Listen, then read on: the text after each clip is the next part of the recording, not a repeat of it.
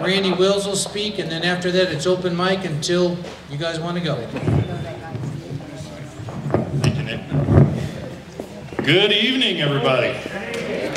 Is it warm enough yet? No? All right. Well, I won't take all 10 minutes. How about that? We'll get to the open mics just a little bit quicker. My name is Kevin Grantham, and I'm running for State Senate in District 2 down here in southeast Colorado. And I thought I'd start off I haven't met everybody here, and not all of you know a lot about me and my background, so I thought I'd start off with that. Just sort of introduce myself and where I come from and who I am. I was actually born down the Arkansas Valley, born down in La Junta, and born and raised in Ordway, down the Arkansas Valley. Lived in the farming and ranching community down there, and grew up doing all sorts of things, such as pig farming. That was my forte as I grew up and was in high school, and even had a little stint as a sports reporter for our local paper, the world famous Ordway New Era, if you haven't heard of it.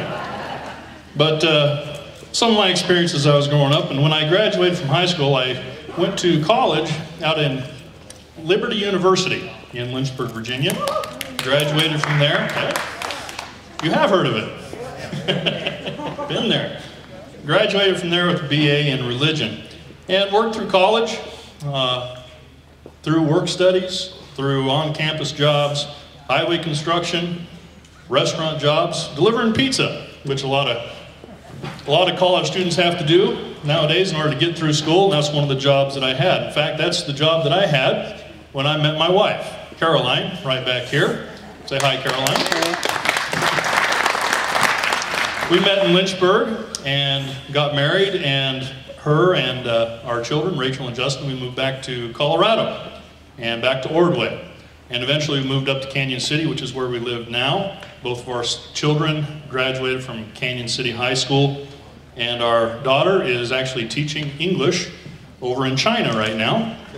And our son is working and living in Canyon City. Well, shortly after we moved back to Ordway, we got involved in our family business, which is real estate, and got our broker's licenses and appraisal licenses, which is what I do right now up in Canyon City, which is a real estate appraiser. I also have the pleasure of serving on the Canyon City Council, and also serve on other organizations such as the Gideon's International, which I have a fellow Gideon sitting right back here from Pueblo, and also serve on the Lions Club International, if you've heard of that. Very honored to do those things. Hopefully that helps you to know me just a little bit better. You know, I mentioned my daughter living in China, teaching English over there. She's been over there about 3 years now. And Caroline and I just had the pleasure of actually visiting her over the last couple weeks, and we just got back last night about 6 o'clock. And so it's about 8 o'clock or 9 o'clock in the morning to us right now. So if I happen to nod off and fall off the stage, just roll me off and start in on the open mic. It'll be all right. One thing I did notice while we were over there, the stark contrast. And you can imagine the stark contrast between life here and life there, but you might not believe what that contrast is. In China right now, you have a society and a generation over there that is seeking to be free and American. In this society, we have a generation that is seeking to be more like old China. Mm-hmm. How odd is that? Why are we doing this? Why is the Tea Party here? Why is the Tea Party rising up like it is? Because we want our next generation to turn this ship back around. We want to get back to freedom and liberty and principles that have guided this country for 200 years. You know, as we ponder the last few years and the affairs of the great state of Colorado, I'm reminded of something that the great communicator, Ronald Reagan, said, if I might paraphrase him just a little bit. He said in the 4 years that they've been in Denver, they had it all. They had the whole enchilada. They controlled the governorship, the state senate, the state house, all the committees of the legislature, the executive branch, the hundreds of agencies and departments. They virtually had a free hand And all they could think to do with that free hand was stick it in your pocket. That's the Democrats. All they could do is stick their hands in your pocket. Over the past 4 years here in Colorado, we have been witness to an onslaught of unconstitutional property tax increases, elimination of tax credits and exemptions, and the redefinition of taxes as fees. All of this under the watchful eye of a Democrat-controlled legislature with a wink and a nod from an activist Colorado Supreme Court. This is a problem that we've had to live with and that we're going to be paying for, but it's not a problem that you and I have to live with. We can change things in November.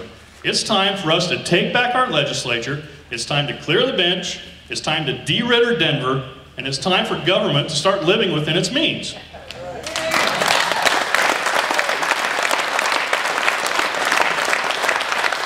We've also witnessed a Democrat-controlled government here in Colorado that is not only incapable of refraining from dipping into our pockets, but one that cannot restrain itself from growing amidst a recession and the so-called hiring freeze.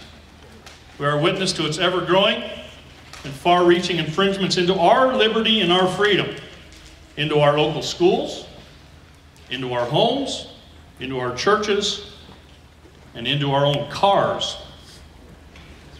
You know, the founders believed that government is best that governs least. But our current majority has never met a regulation that it didn't like. It's time to put government back in its cage. It's time to put it back in its proper role as a referee. It's not our mother, and it's time to fire the nanny.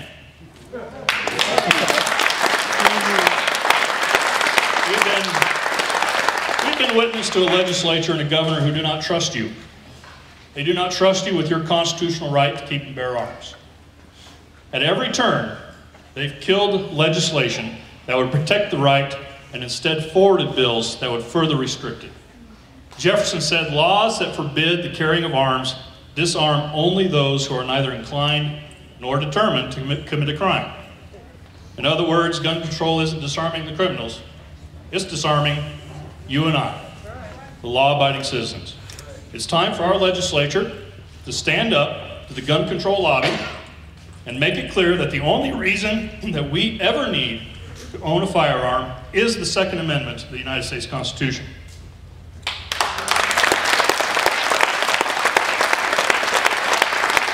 We've also been witness to the ever-present government creep against what John Adams called surely the right of mankind, as real as liberty.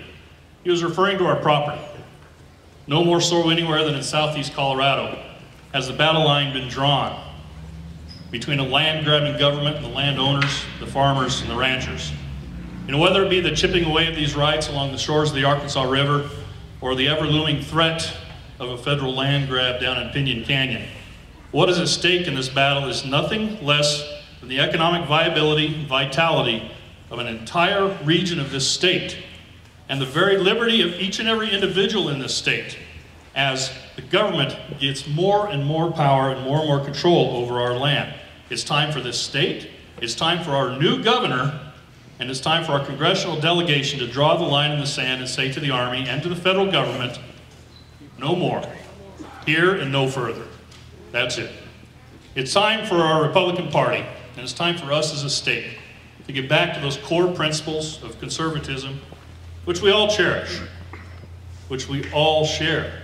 Limited government, fiscal responsibility, personal responsibility, Second Amendment rights, the sanctity of life, and traditional definitions of marriage.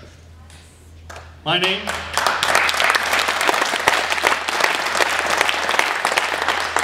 Kevin Grantham, and I'm a common sense fiscal conservative. I'm a social conservative. I'm a dyed-in-the-wool Reagan Republican, and I'd be honored to have your support in my quest for the Colorado State Senate in District 2. Thank you very much. Thank you.